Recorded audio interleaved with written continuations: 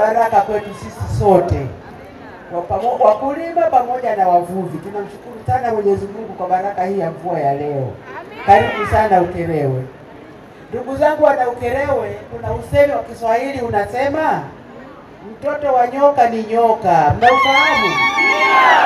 Sasa leo tunaye mtoto wa nyoka hapa.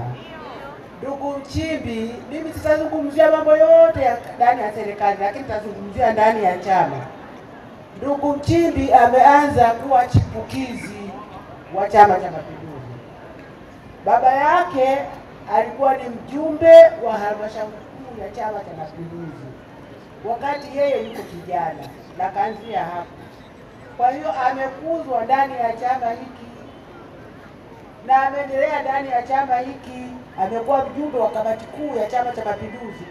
Katika chao chake cha ukatibu mkuu ni mara ya pili, lakini aliwahi kuwa mjumbe, alikuwa mwenyekiti wa umoja wa vijana wa Chama cha Mapinduzi Taifa. Leo vijana wengi wanafahamu wale, lakini yeye alikuwa wewe.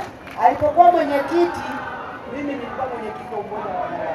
Alikuwa vijana wangu namfahamu. Leo anagombea wenza. Tunaomba sana tiki ziwe ngapi? 3. Ya kwanza, ya pili, Master Key, sio? Ya 3 kwa wabunge, kwa madiwani.